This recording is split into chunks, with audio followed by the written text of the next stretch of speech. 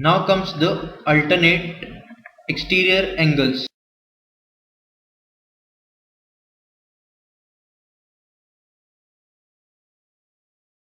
It is a pair of angles in which one arm of each of the angle is on the opposite side of the transversal and whose other arms are directed in opposite sense or direction.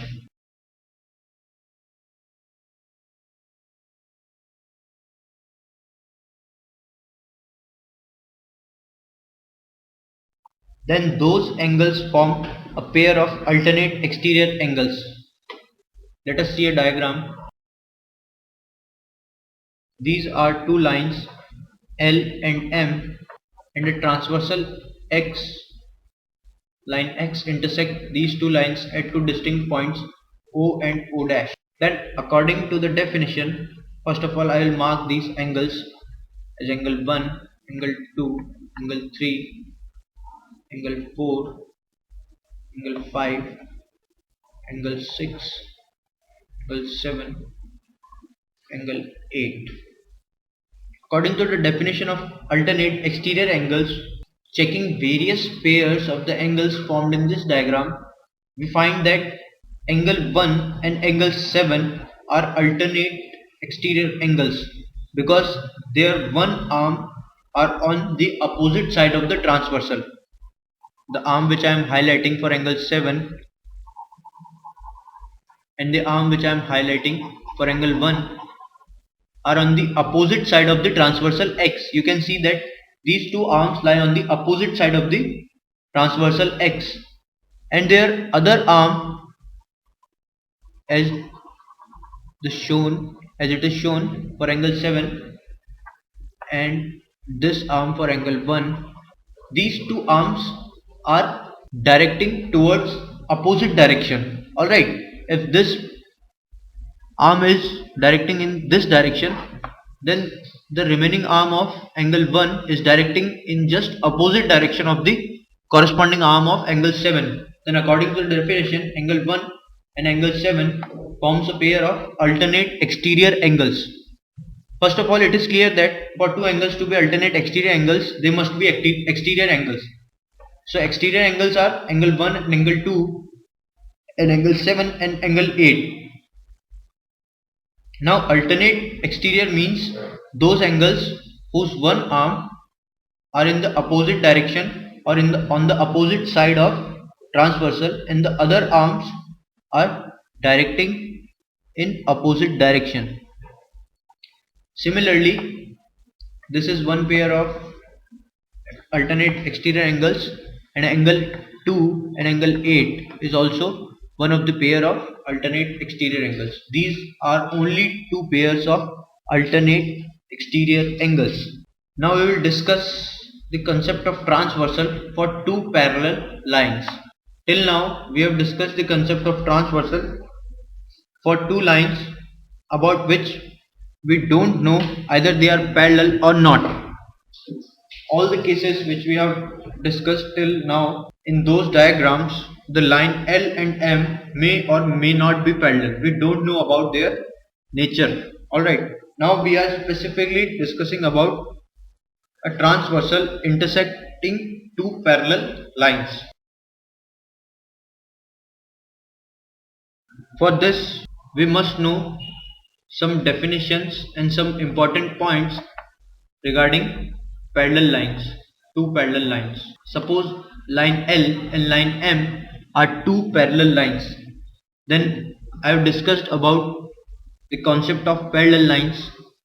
Some points you must remember about parallel lines is that the distance between two parallel lines is always same and it is equals to the perpendicular distance between them, because in mathematics the concept of distance is the minimum path length between two curves, as it is opposite of the concept of distance in physics, because in physics it is the maximum path length or the total path length which we have covered, but in maths it is just opposite.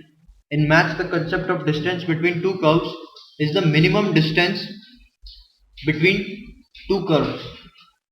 So for calculating the distance between two lines, specifically between two parallel lines, we can prove that it is the perpendicular distance between the two lines. So the proof of this thing, this concept that the distance between two lines, two parallel lines, is the perpendicular distance between them, is, you will study this proof in your higher classes, but at this stage you will just know this concept that distance between two parallel lines is the perpendicular distance between them. So the point is, the perpendicular distance or just the distance between two parallel lines is same everywhere if they produce extend infinitely in both the directions. Now, based on this point and the concept which we have learned for parallel lines, we are going to discuss two parallel lines intersected by a transversal, by a common transversal, and the relation between the various angles which we have learned about the angles made by a transversal in case of two parallel lines. So here I have taken line L is parallel to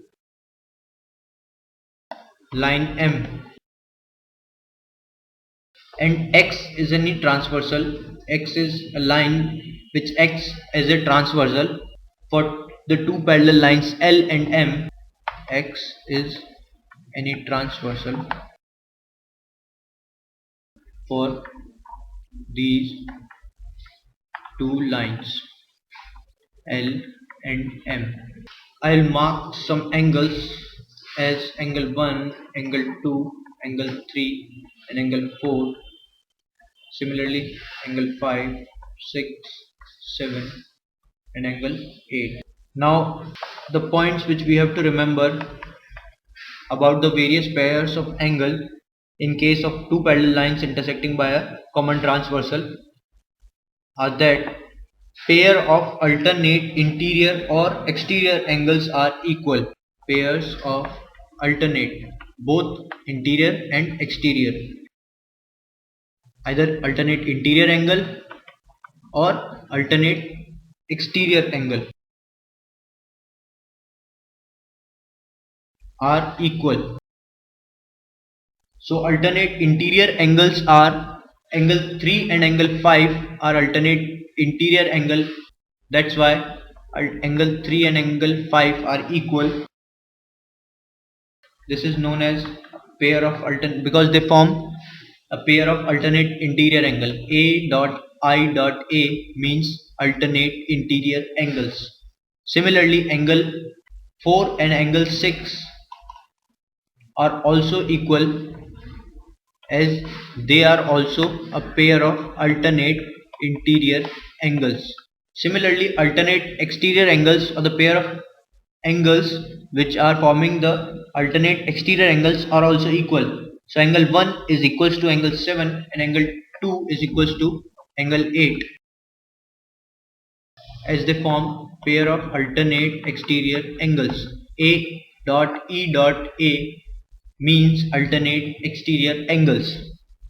The second point which we have to remember is that pair of corresponding angles are equal.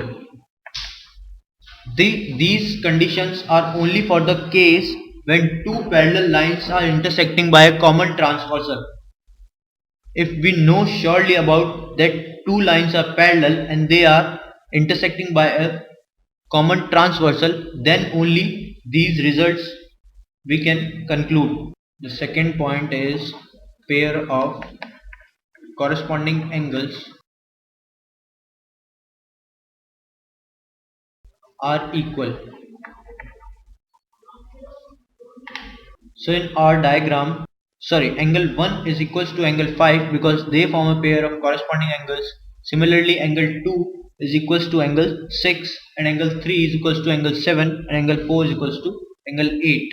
So we can write for our diagram, angle 1 is equals to angle 5, angle 2 is equals to angle 6, angle 3 is equals to angle 7, and angle 4 is equals to angle 8, because they are pair of corresponding angles. The third most important point which we have to memorize is that interior angles on the same side of the transversal are supplementary. Interior angles on the same side of the transversal are equal. So for our diagram, the interior angle on the same side of the transversal are angle 4 and angle 5 is one pair, and angle 3 and angle 6 is another pair. So they are supplementary, or they are supplement of each other, means angle 4 plus angle 5 is 180 degree, and angle 3 plus angle 6 is 180 degree. So I can write angle 4 plus angle 5, as they are lying on the same side of the transversal and they are interior angles, so they are supplementary of each other according to the definition or the concept. Similarly, angle 3 and angle 6, they are also supplementary. These are also called co-interior angles. Angles lying on the same side, those interior angles which lies on the same side of the transversal are supplementary of each other, and they are also called co-interior angles. Similarly, the vice versa statements are also true, which means that if two lines are intersected by a common transversal and any of the vice versa of these three conditions is true, then those two lines which are intersected by a common transversal are parallel. Means that suppose there are two lines L and M, and they are intersected by a common transversal X, and it is given that this angle, which is angle 1, and this angle, which is 2, angle 1 plus angle 2 is given to you that it is 1, their sum is 180 degree. Then you can conclude that this implies that L is parallel to M, line L is parallel to line M. So similarly all the vice versa statements are also true. The condition second in the vice versa statement is also true, as if the pair of corresponding angles are equal, then the lines which the common transversal intersecting are parallel. And similarly, if the pair of alternate exterior or interior angles are equal, then the lines which the common transversal intersects are parallel. This is all about the theoretical concepts of lines and angles relevant for your standard. Let us try some examples. This is a given figure, and it is given that line L is parallel to line M, and a common transversal X is intersecting both these lines at two distinct points O and O dash. Angle 1 is this is angle 2, this is angle 3, this angle is angle 4, this angle is 5, 6, 7 and 8, and it is given that angle 1 is equals to 65 degree. Given information is line L is parallel to line M and angle 1 is equals to 65 degree. Then we have to find angle 5 and angle 8. So as you can see that angle 1 and angle 5 forms a pair of corresponding angles. That's why angle 1 is equals to angle 5, and angle 1 in measure is 65 degree. That's why angle 5 is also 65 degree. You will write the reason for this is corresponding angles, because they form a pair of corresponding angles. Similarly, for angle 8, we can see that angle 8 plus angle 5 is 180 degree, because they form a linear pair of angle. Angle 5 plus angle 8 is 180 degree. The reason being that linear pair. because they are supplementary, lies on the same line, and their non-common arm are two opposite rays. They have a common arm, a common vertex, and the non-common arm are two opposite rays. That's why their sum is 180 degree. And we know the value or the measure of angle 5, which is 65 degree. So 65 degree plus angle 8 is 180 degree. That's why angle 8 is equals to 180 degree minus 65 degree, which is equals to 115 degree. Let us see one more example. It is a tougher one. It is given that AB is parallel to CD. We have to determine angle A for the figure. The figure being that this is line L having a line segment CD fixed between 2 points C and D. This is another line M which is parallel to L because it has the line segment AB or the two distinct points on it AB, and it is given that CD is parallel to AB. That's why line L and M, which we have obtained by extending the fixed point or the terminating point CD and AB of the two lines in both the directions. That's why if segment AB is parallel to CD, that means line is parallel to line M. And this is given that this angle is 55 degree, this vertex is O, and this angle is 38 degree. The angle A is this whole angle A. This is angle A. This whole angle is angle A. We have to find the value of angle A. Now you can see that for solving this we have to do a construction.